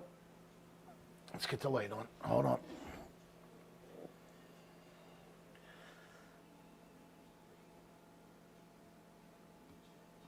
Okay. So here we are. I'm going to switch it. Oh, we are on. I'll never switch it to the big board. Okay. So just for those that don't, where I'm at, I am at, I wonder if I can make this bigger. Let me see. Okay, there we go. That's a little better, right? All right. For those that don't know where we're at, we are right here. Okay, never sub 2 to reverse ARM or interest only. And then we just talked about this one, which is homes deeper into the amortization schedule or better sub 2 properties than earlier properties. What he's saying there is, again, if you got somebody who's paid their loan off for 15 years, that's better than somebody who's got 29 years left on a 30-year loan, right? Why? Because the payoff is much faster. Gee, I would have never known that. Insurance. Need to have my insurance agent establish new insurance with myself as the primary insured and the seller as the secondary insured. That's not true. Okay? Listen. Listen. Let me just tell you what's going to happen here. Need to have insurance agent establish new insurance with myself. Okay, new insurance. Okay. Notifies the mortgage holder that the property manager is taking over the property and they're putting a new policy in place. Okay. Let me tell you this. Let me just tell you, if you're doing subject to, and you go get a new policy and put yourself in the first lien position. So let me tell you what he's doing. All right, so you understand. So here's the seller. Oh, you can't really see that. Let me tell you what's going on here, what he's saying. Okay? So the seller has an insurance policy on this house. Okay? And on the insurance policy has the lender. Okay? The lender's name, XYZ Bank. Okay? With the homeowner's name on it. What this guy's just telling you to do is this. Eliminate this policy. You get a policy and your name is in the first position. Then the seller. I'm going to tell you exactly what's going to happen. They're going to call the note due. They're going to find out that that deed transferred and you're going to get the note due. Do not do that. If you're doing subject to, do not do that. Let me explain something. If you're doing a subject to, keep the seller's insurance in their name. Add yourself as an additional insuree. Do not listen to these dum-dums, because that's the dumbest thing I've ever heard. Listen, I hate subject to, and if you do that, you're in bad shape. Okay? Trust me when I tell you that. Don't do that. All right. Let's see what we got here. Right here. Seller finance. 40% of homes are owned free and clear. Best for free and clear properties with a 60.65% won't do it. Lock up 0% financing. Okay, what seller is going to give it to you at 0% financing, right? And here's what they're saying. 65 out of 100 won't do it. So they're telling you go to the 40% of the homes that are owned free and clear, right? By the way, you can't do subject to when homes are free and clear, because it's free and clear, there's no loan to take over. So what he's talking about is a purchase money mortgage. Okay, what is a purchase money mortgage? This is when here's the investor, right? And the seller, investor. Here's what happens. You're going to sign a note. You're going to sign the mortgage. You're going to sign the HUD-1, which is now closing disclosure. And the deed is going to transfer. Okay? Same thing as if you went to a regular bank. This is called a purchase money mortgage. This is done between a buyer and seller. It's a handshake deal. What they're saying is negotiate 0% financing with this. Why would a seller do 0% financing? If they're going to do this, they're doing it to get a return on their investment, right? I mean, this is how dumb these people are. Think about this. If you're the seller and you're going to do a purchase money mortgage, you're doing it because you want to earn money, right? Or you can just sell your house and have all the cash and do something with it. You're using your property as an investment tool. So you're going to give it out to somebody as a purchase money mortgage. So you're going to be the bank. Okay, you're collecting the interest. You're the banker. Why are you doing 0% interest? This is why these people are so dumb. This is why they're not real estate investors. There's somebody who's sitting behind a keyboard writing this shit up. They're idiots. There's no such thing as doing that. I mean, God almighty, dumb. Now, the other reason why on a purchase money mortgage you like to go after free and clear is because, again, of the due on sale clause. Okay, if you don't know what that is, we'll get into that later on. Okay, that's why they're saying do it with the free and clear properties, because of the due on sale clause. All right. Oh my God. Hybrid, combined sub 2 with seller financing. Okay, what does that mean? Let me go to the big board for this. Okay, let me go to the big board. Okay, I'm going to show you this. Now I just did a video on this the other day with subject to. All right, so here's our seller, and this seller owns this house. It's $200,000. Right? That's the fair market value. It's what it's worth. He owes $180,000. Okay? Now, there's a $20,000 difference or equity. So there's $20,000 in equity. The seller says, listen, okay, I know current rates today are at today, a 30-year loan, let's just say it's at 7%. I don't know what it's at. Let's just say it's at 7%. today's rates. And I know my loan, right, has 20 years left, and I'm at 3.3%, right? So it's better to go take subject to his deal. Where's the $20,000 coming from? Okay, I did a video on this. Again, the only thing a seller has in their deal is the equity. So how do you do this? Okay, number one, you got to pay cash, right? Doesn't matter where it comes from. So you pay the cash and then you take subject to there. Number two, your other option is what? Is to borrow the money. From where? Friends, family, credit cards, 401k, IRA, right? Private lenders, wherever you could borrow it from. The third thing that you could try and do is negotiate it. Negotiate it off. What do I mean by that?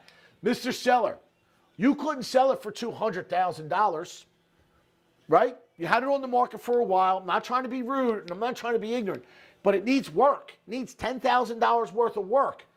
So at the best, you would get $190,000. Then you got to pay a realtor, right? And then you got closing costs. So really, there's no equity in here at all. And I want to buy this house from you. So you try and negotiate that $20,000 down to zero. And if they're going to say, no, not doing that, your fourth thing that you can do is what they're saying, which is seller financing. What's that mean? Okay. Have the seller hold back a note for the $20,000. And you can structure this however you want to structure it. Meaning what? Okay, here's how I would do it. Right? I got a couple different ways that you can do it. I would say, all right, we'll do 5 years,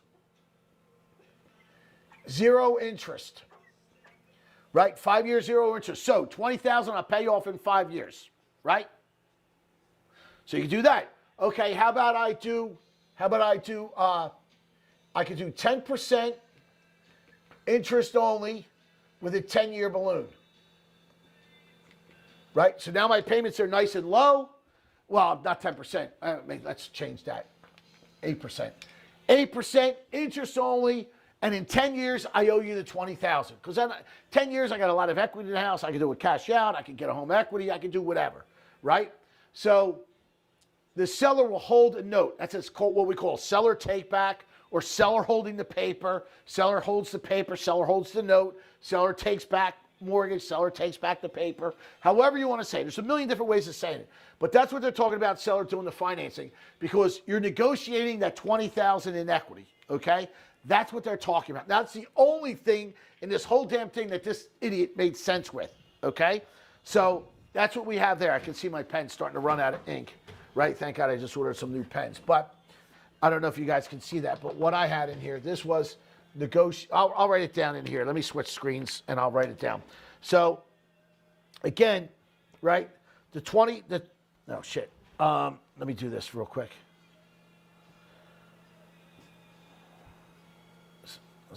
What's going on? So, is there no signal here? What happened? Did I lose my signal? Oops. Sorry. Let me go switch back to the big board. Sorry about that. All right. So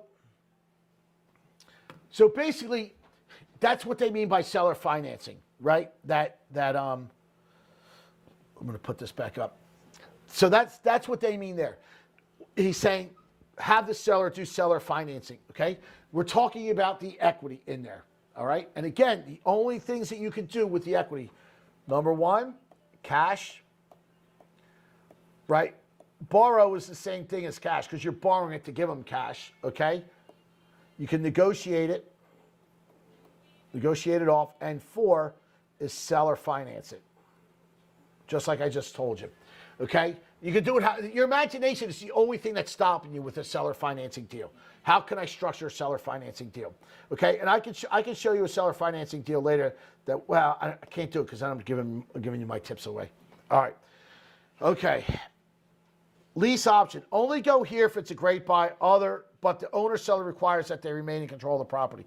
There's nothing wrong with that. you need to know how lease options work. Okay, first off, none of them work, and the reason why they don't work is because nobody knows how to write them up. Listen, again, I was a lender. The reason why they don't work is because nobody knows this.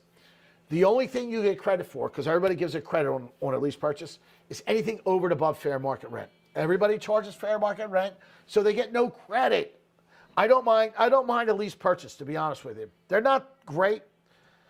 All right, now, novation agreement. Oh my God, let's read this. Makes the seller partner in a fix and flip. Pay them a little over wholesale. All right. Say 75 the hour of any less repairs. You don't buy the property. Their financing stays in place the whole time. You repair and flip the property. They get paid at closing. You pull the profit out less the repairs and the price. Okay. Let me just explain what a real novation is so that you guys know. And I'm going to switch back to the big board because this is just pissing me off now. A novation is this. When you change a contract, okay? When a contract changes, I'm going to explain what a real novation is. Not somebody who thinks they know what it is, okay, and just makes stuff up. A novation is when contracts change. So, if you ever heard of an assumable loan is when a seller selling his property, instead of doing subject to, the bank allows it to be assumed, but all the paperwork changes into the new buyer's name. Well, the act of doing that is called a novation. Now, what else is a novation? Okay, let's just say you were leasing a home, okay? You leased the property out, and all of a sudden you can't lease it anymore. And you say, look, Mr. Owner, I'm going to get a new tenant for you. I'm going to get a new tenant, right? And they'll sign the lease, right? They'll take my lease over, okay? So he says, okay, all right, well, I get a new person, and the same terms on the contract stay, but it just goes into the other person's name. That's called a novation. The act of doing that is a novation, right? The act of changing the paperwork is a novation. Now, what they're talking about is what we call in the business shared equity program, okay? And let me show you what a shared equity program is. Now, if you have money, or if you don't have money, but you're going to need money to fix the place up, but you can borrow that from a hard money lender. But the problem is they won't go into the second lien position. So what they're saying is this. Let's just say this seller, here's the seller. And let's say this seller has a house. And the fair market value, or what you like to call ARV, which I don't, it's fair market value. Let's just say it's $330,000. But it needs $30,000 in repairs. Okay? Well, maybe it needs $130,000 in repairs. Let's be a little bit more realistic, okay? What they're saying is, look, go in there, and let's say he owes, I don't know, let's say he owes 100, okay? So you take this subject to the financing, okay? You go in there and you do the repairs. You're in it now for 130, right? So now you're in it for $230,000, okay? You sell it for $330,000. And then you split the profits. Okay, you take your money back out of it, and then you split the profits. That's called equity sharing, right? But you need to have the money to do the repairs to do that. Okay, that's the problem. Now, there's companies out there that do this all day long, right? And they make money, right? But the only problem is, if you put the money into the deal and the house doesn't sell, what are you going to do then, right? Then you got a problem. Because trust me, it can happen, right? It doesn't happen all the time, but it does happen, right? They get stuck with the property and they can't do it. Or what happens is when they start fixing it up, they get into it and they're like, whoa, this didn't need 130, it needed 230, right? They got into it, they opened up doors, there's mold, there's this, there's that, everything needs to get ripped out. Now what are you going to do, right? It's not always candies and ice cream doing this stuff, okay? You think you got a good deal and all of a sudden you don't have a good deal. What the hell are you going to do then, right? You're screwed. You're totally screwed, right? You're totally screwed. So equity sharing, although a good deal, maybe not a good deal, okay? So, all right, let's look at a deal. Let's look at a prop. Let me see if I got anything else, and then we'll get into structure and a deal, okay? The only problem is, me structuring a deal is for my students is that I'm giving away some secrets, and I don't know if I want to do that tonight. Might have to do that another time. All right, let me see if we can. Maybe we'll just show you what to look for. Maybe we'll just do that because I don't want to get into showing you guys too much. Okay, let's look at. Let me see what I got here. All right, let's see here.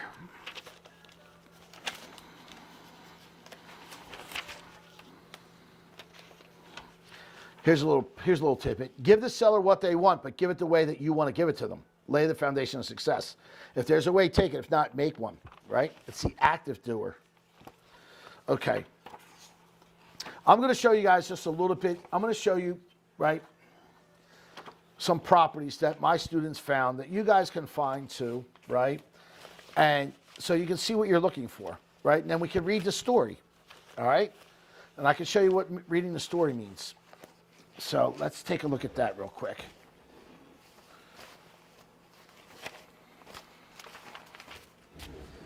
Okay, so let's see if this property's still around. Okay, let me move some stuff around here. Oh wait, did we finish this up? Hold on here. Oh my God. How to sell on creative terms. Disposition, that means selling. Wholesale, done when the deal's no cash flow. Liability, oh my God. Wraparound lease, oh my God. Rentals, oh Jesus, the way they do things in here, just so horrible. All right, let's do this last thing. Let's read this because this is going to be fun. Okay. This is the subject to people. Let's do this. Okay. So the first thing that they talk about is documents you need on the subject to. So they talked about an agreement of sale, right? This shit cracks me up. It really does. Okay. So let's take a look at this. All right, where are we at here? All right, let me see. Okay. So the first thing they talked about was get the agreement of sale, right? Let's see here. All right. So what they said on the previous page right here was part of the agreement of sale, but look what they said. Requires the seller to explicitly state they understand the transaction. You know why they say that? Because when it comes back to bite them and they're sitting in front of a judge, they might have an issue. Okay, that's what that means. All right, let's go right here. Due on sale acknowledgement. They must acknowledge that the house could be foreclosed on and it could hurt their credit. Outlines the worst case scenario and ensures that the seller knows what the worst is and it can happen and that they understand the downsides. Now, here's what's going to happen. You may just sneak that in there and to get the deal, and here's what's going to happen. That, whether you do it or you don't, and you actually explain it, when you're in front of the judge, their attorney is going to say, you never told them that. You just put that in the papers at the end. That's what's going to happen. That's what they're going to say. Trust me. You always got to, trust me when I tell you this. When you're getting involved in real estate investing, you better protect yourself all the time, okay? Because these people love to sue the living hell out of you. Now, luckily for me, I never got sued. Never got sued, thank God, right? But I did everything the right way. I really did. I did everything the right way. Okay, limited power of attorney. Now, I call this limited power of attorney specific to the transaction, okay? And this is so you can talk to the seller. Let's see what they say. Allows the buyer full legal access to act on behalf of the note holder, and the property only may relate to the lender, HOA. Okay. Let me just tell you how we do it in the mortgage business. Okay. This is how the mortgage business works. You get a limited power of attorney specific to the transaction. That gives whoever's holding that paper the right to talk on your behalf. Okay. So if you get a limited power of attorney or an authorization to release information, we get both. That gives you the right to talk to the bank and say, hey, I'm the person taking care of this property. Okay, so always get that. On all the transactions, we also get them, always. Oh, there it is too, authorization to release information. Okay, and by the way, I have all these papers from my mortgage company days, owning the mortgage company. I have all these papers, all this stuff you need. Acknowledgement of continued liability to the seller. Reminder of specific liability still in place for a seller. Done after the purchase contract. Outlines possible exit strategy, including wholesale and fix and flip, and all the possible outcomes require future actions the seller may be responsible for. So what they're saying is, listen, even though, Mr. Seller, you gave me the deed to your property, you still got a lot of responsibilities on your plate. Again, subject to is the worst. I hate it. Assignment of the mortgage escrow account. Okay, every time you sell a property, there's money in an escrow. Okay, and they're telling you to get the assignment of escrow to get it sent to you. Okay. Assignment of the mortgage escrow account. This provides, again, an assignment of the mortgage escrow account. It means it's getting assigned over to you. This is the taxes and the insurance, right, that they've already prepaid for the year that you're now taking. And an authorization to release information. Oh, let's look what I love this stuff. This is the stuff I love. Okay? We haven't gone over this paperwork in a while, right? We used to laugh at this in class all the time. I'm so glad I pulled this out. Okay. Right now, where I'm at is right here.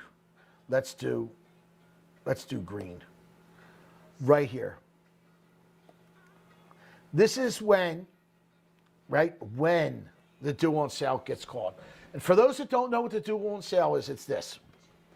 In the paperwork, in the mortgage, is in the note, it says that if you transfer, sell, I'm not saying it verbatim, but if you sell your property, the lender wants to get paid off. And if you sell it, right, you need to tell the bank that you sold it.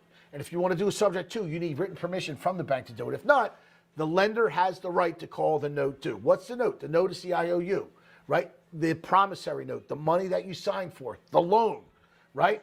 They can call up and say, hey, Vinny, you did subject to, we're calling the note due. So if you don't pay us off in full in 30 days, we're foreclosing on the property. Now, what these clowns are doing is they're going to tell us how to get around it, right? So let's see how they're going to remedy this situation. Oh, my God. Deed the property back to the seller and then buy it on an agreement of sale. Oh, my God. Give it back to the seller, right? Hey, Mr. Seller, I put you through hell. They called the note due. I'm going to give it back to you, but here's $500 for your troubles. Are you effing kidding me? Are you kidding me? That's what you're going to do? If the seller isn't available to work with it, it gets really tricky. Really? How about don't do subject to at all? How about that? How about subject to sucks? And this is the shit that these asses get you involved with. It's so great. Yeah, until they call the note due. Oh, give it back and give him $500 for his troubles. You're an idiot. Whoever wrote this is a moron. Don't do stuff like this. You don't have to worry about it. Refi out of the deal with a new bank. Okay. Yes. As long as you know that you can get a loan.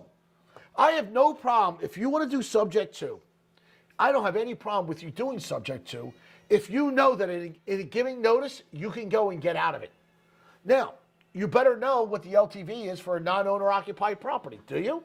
What's the max LTV on a non-owner occupied property? And do you have enough equity to get out of it? Right? Legal lenders can't foreclose on a property that's not in default. Yes, they can. That you've accelerated it's called an acceleration clause. You broke the contract. Oh my God. Oh my God. Yes, they can. The banks can call the note due if you sign your deed over to somebody that they don't know. They can call it's called an acceleration clause. Oh my God. Banks will limit your ability to make payments, putting it in default, then foreclose. If the note is performing, no lender can foreclose without permission from HUD. Expensive in time, money, but they can come back with charges? Oh my God. Oh, this must be Pace Morbley, because Pace is part owner. If the due is called, they will throw their legal team at it first to keep existing structure in place. If it isn't Rob, they will refinance out of it. Okay, again, this is baloney. Throw their attorneys at it. At what? They called the note due. You did a subject to. You transfer your deed to somebody else. Okay? That triggers the acceleration clause. They have every right to call the note due. Period. They have every right to. So if you can't refinance out of it, don't do it. Don't do it.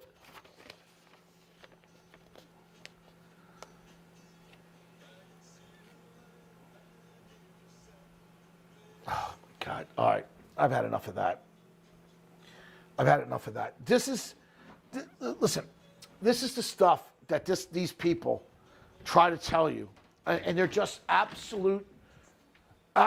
This is when you deal with people that are marketing experts and not real estate experts. They say shit that isn't true. Okay? You need to understand some of this stuff can get you in trouble, like serious trouble. They call the note due. Like, you're not going to get in any trouble, but here's what could happen. I just want to let you know. If they call the note due, okay, if they call the note due, are you going to personally get in trouble? No, because you're not on the loan. But what will happen is that if it goes to foreclosure, the seller that did it, that gave you the loan, they're going to go to an attorney. Not all the time, right? But do you want to take this risk? They're going to go to an attorney. An attorney is going to look at this, and then they're going to come after you, okay? And they're going to sue you. They might even go to the feds and say that you equity stripped this person, okay? This is what could be on it. Don't tell me it doesn't happen. I can give you names of people that are sitting in jail right now for subject to bullshit, okay? Now, they did some other stuff that wasn't very nice, okay? But that was their main gig, subject to, and it was equity strip, and he's in there for 7 years. And I'm telling you, right? Don't believe these gurus. Oh, my legal team will do this. They can't do shit, right? You broke you signed a contract, and you broke the contract, and they could call the note due. You don't want that shit on your plate, so don't do it. I'm telling you right now, I've done everything in my power not to tell you the stuff that we do, because I don't want these idiots to steal my stuff. Every one of my students that loved subject to will tell you it's the worst thing under the sun, now that they know what I do, what I've done over my years. And I'm telling you, it's horrible. And I want to tell you, I honestly want to tell you right now, but I'm not big enough. I'm not a big enough YouTube star, big enough social media star, because those idiots will take what I do, right, and then claim it on their own. And that's my problem. When I get bigger, believe me, I'll give it all out. But I can't right now because I'm not big enough, and I don't want them stealing it.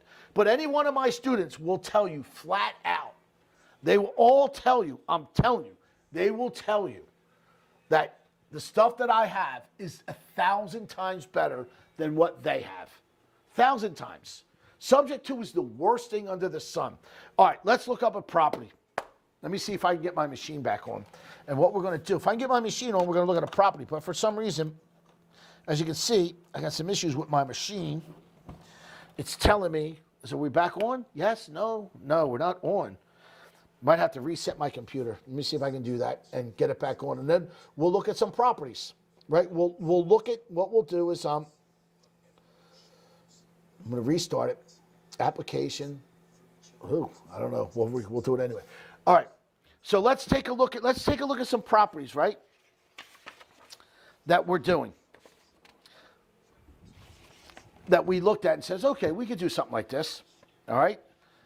So yeah, restart it. Okay, let me unplug this. I think it was because of my my camera kind of screwed up my whatchamacallit.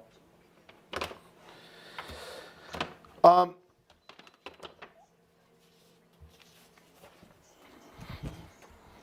my computer crapped the bed. Ooh. All right.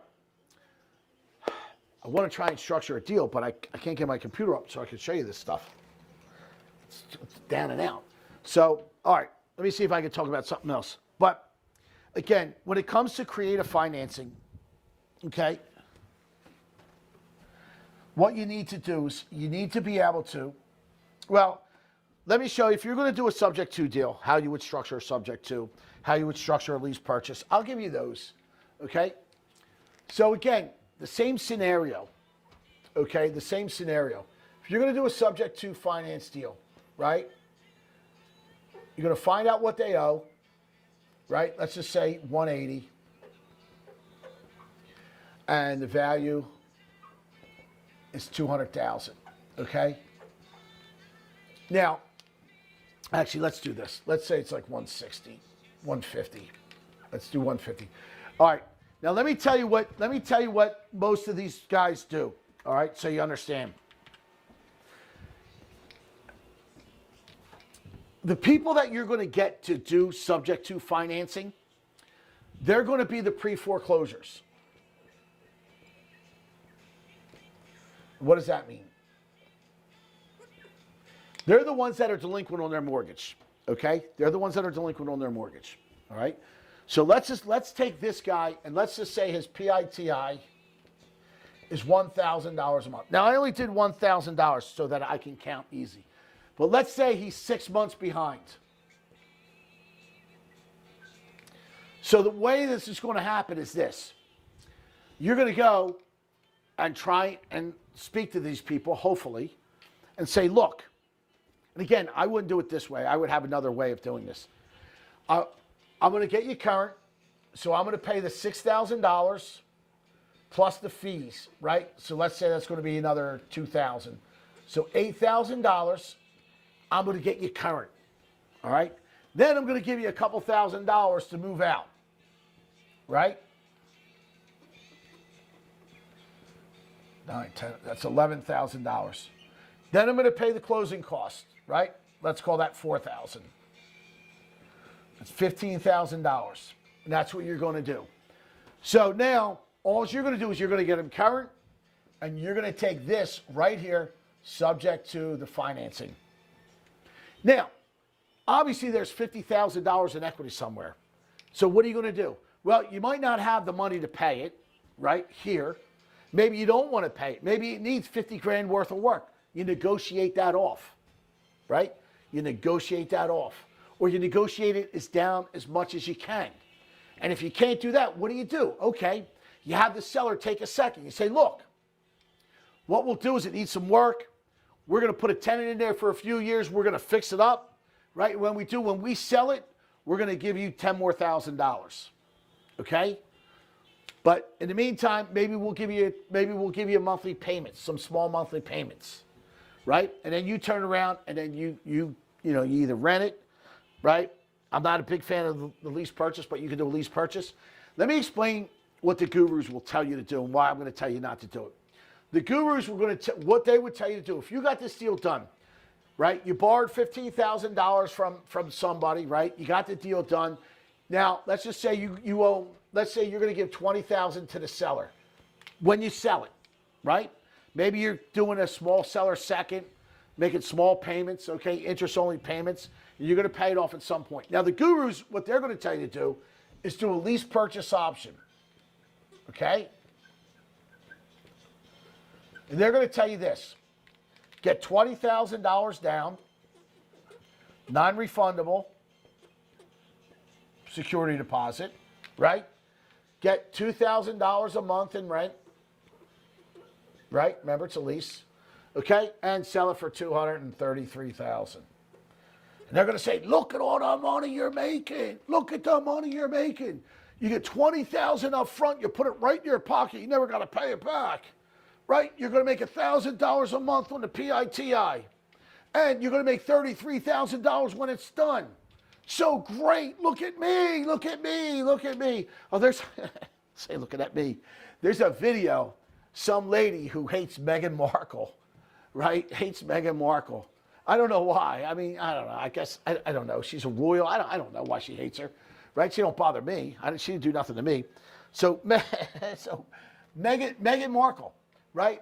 She has a whole website to Meghan Markle, and she just picks on poor Meghan Markle. And one of the things she says is like, look at me, I'm Meghan Markle, look at me. But she says it, so it is funny the way she says it. And she's like, look at me with my hat. Look at me. And he shows pictures of her. Look at me with my hat. Look at me. Look at me. So that's what reminds me of the gurus. Look at me. Let me show you what I can do. Look at me. Look at how I can show you how you can make $20,000 up front. You can make $1,000 a month, right? And you can make $33,000 on the back end. Look at me. Look at me. How special I am. Okay. What they're not telling you is that the people with the good credit, they ain't doing this. Why? Because they could take their 20 grand and go buy a house. So who are you getting stuck with?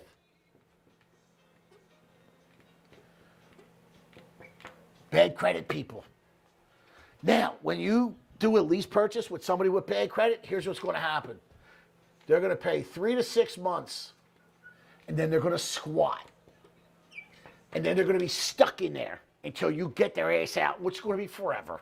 Okay? And if you're in a judicial state, it's going to be, 2 years.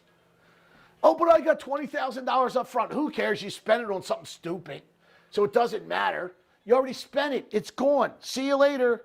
Bye-bye. And you're not getting it anyway. Oh, well, maybe you could get the self-employed. Okay, sure. Yeah. They're just going to give you $20,000 on a non-refundable security deposit for nothing, right? And then, by the way, once you take that money, right, and the deal doesn't go through, right, and the deal falls through, and then you're going to try and get them out, they're going to sue you, right?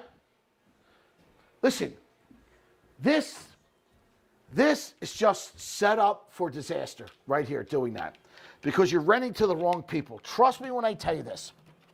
We have a better way of doing it, right? A way better way of doing it. You can think all you want that this works and this is great and it's out there. Good luck finding it. Go ahead. Go try and find this. I don't know where you're finding it, right? You could try. You could try. You could try. You could try. Just remember, when you're structuring any creative financing deal, any deal, okay, the seller only has the equity that's in the house. That's what you're negotiating, the equity. The method, whether it's subject to lease purchase, purchase money mortgage, doesn't matter. Let me show you how to structure a purchase money mortgage. Now, I wouldn't do purchase, well, yeah, I guess I would do a purchase money mortgage. I would do a purchase money mortgage. I would do a purchase money mortgage. How would you structure something like that? Now remember, the stuff on structuring this stuff, boy, I apologize to my regular class, right, that I'm not teaching the stuff that I really want to teach, which is the stuff that no other guru teaches except for me and my class. But a purchase money mortgage, right? How would you structure that? Okay. Let me show you how they all structure it. Okay. And this will go for a wraparound as well. Because listen, on a wrap or a purchase money mortgage, the only difference between the two is one is owned free and clear and one isn't. Okay. One is owned free and clear and one isn't. So how would you structure a purchase money mortgage? Okay. Well, here's what I can tell you. Let me just tell you this. I have a student. It's a 4-unit. They wanted $1 million. Taxes were cheap. And he said, seller financing available.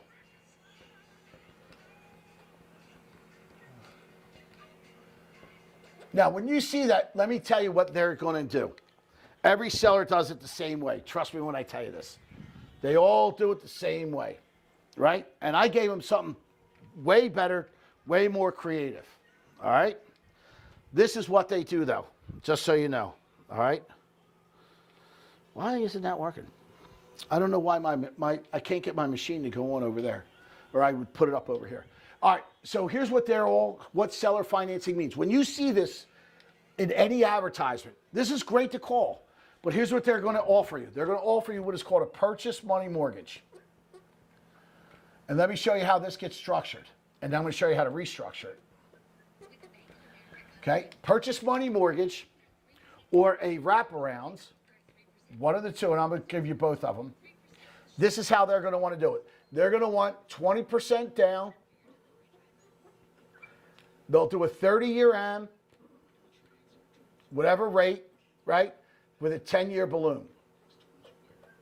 This is how they all do it. Every single one. They got no creativity whatsoever. So now, how does this work? Okay, this is how this works. So you're going to put 20% down on the $1 million, but obviously you're not going to offer $1 million. Hell no. I mean, you got to negotiate that way down too. At the most, I would give it would be 800,000. At the most, and even then, that's kind of pushing the number, right?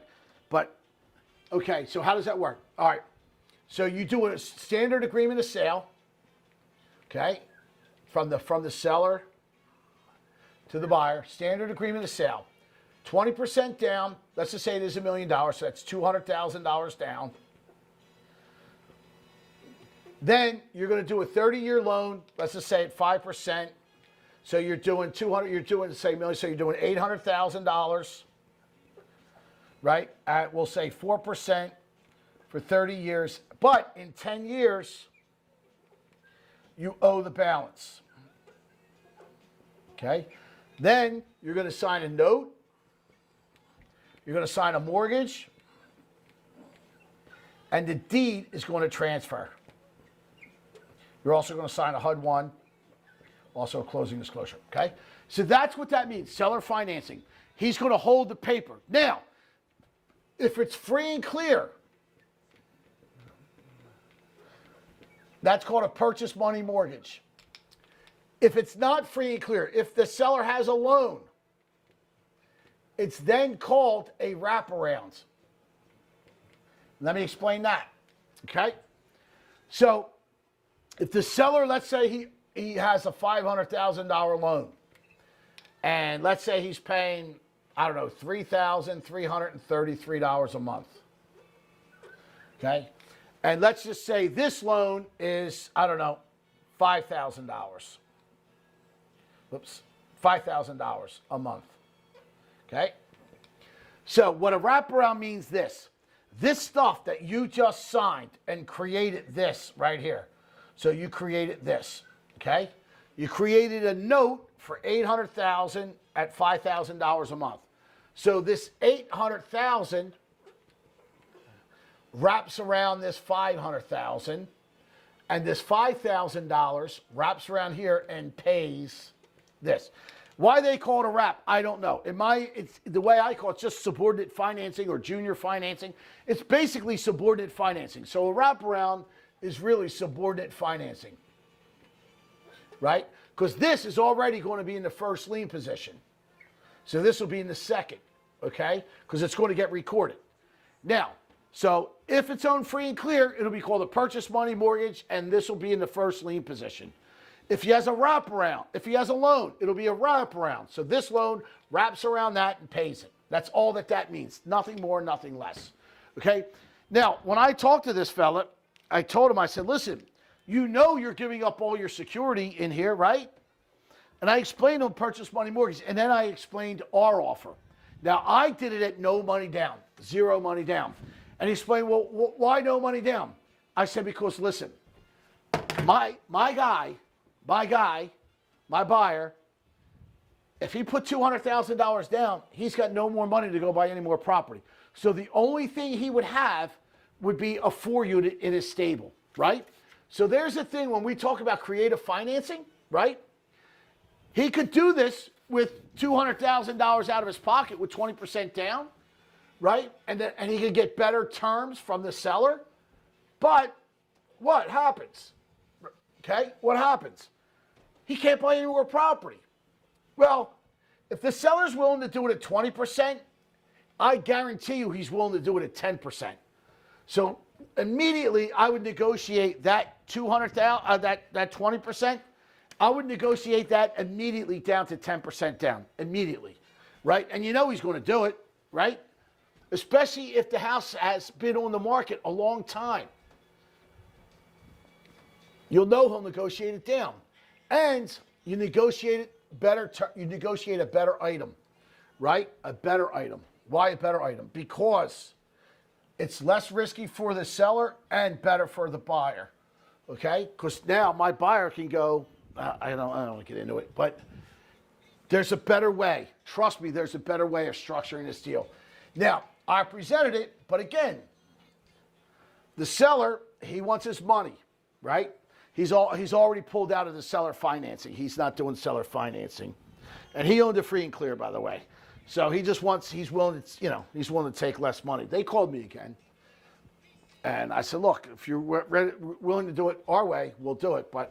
And the other thing is, you're asking too much money. So, all right. So again, creative financing, whenever you're doing it, it's not the tool that you're using, it's how you're using the tool. And what I mean by that is this: you need to learn how to educate the seller, negotiate with the seller, right? And structure the deal the right way. And when you structure it, you better be able to explain it to the seller, how it's getting done, right? If you got a balloon in there, why it's interest only, why this, and why that. Explain it, show it, back it up with proof and facts, right? Because a confused mind is going to say no. Again, doing the actual problem, like how to do it, that's the easy part. Dealing with the seller and the realtor, that's the difficult part. How are you going to do that, right? How are you going to negotiate? How are you going to educate it? Because trust me, most sellers don't want to do this stuff, okay? And that's why a lot of people fail at real estate. The video I did earlier in the day, people fail because they go out and they try this cold turkey and boom, without being that well educated, and they just fail. So what I'm going to do is, as soon as I get a little bit bigger and a little bit more well known, I'm going to show you guys how to structure deals like nobody's business. Okay? I can't do it now because these idiots will take my and then claim it as their own. And that, I can't have that happen. I just can't. Not now. But maybe in like 6 months when my channel grows and my subscription grows, okay, I can show you some stuff. Now, if you become a student at $59 a month, you'll know it too. Believe me, every one of my students will vouch for it. I can tell you that. They all came in with something and learned something new, which is much better. All right? So, all right. So that's a tiny little bit about creative financing and how you have to handle it. And I apologize I didn't get into structure and deals. My computer went bad. I wanted to be able to pull up some stuff and show it to you. But we'll do it again. Don't worry. We will do it again. We're going to do it again. But we're going to do it a lot better the next time. But if anybody has any questions, I'll answer anything. So, I don't know. Anybody has any questions, I'll answer. If not, we'll wrap it up for the night. And then I will get ready to start doing some other videos for you guys. And then soon, when my channel grows, I will show you the right way to do real creative financing, not this stuff that these gurus are out teaching. All right? So everybody have a nice night. Go Phillies. They start tomorrow. Hopefully they'll do something, and I'll have to try and figure out why my computer isn't working. I can't get it. I can't get it to go on. It won't go on. If I could get it to go on, I would show you guys a couple of deals that we can work on. But I don't know why it's not going on. It's so frustrating, right? I see it, but it won't go on. So what we'll do is we'll just call it a night for now, and then hopefully next time we do a video, it'll be good to go. All right. So thanks for coming by. Everybody have a nice night. Go Phillies. See everybody shortly.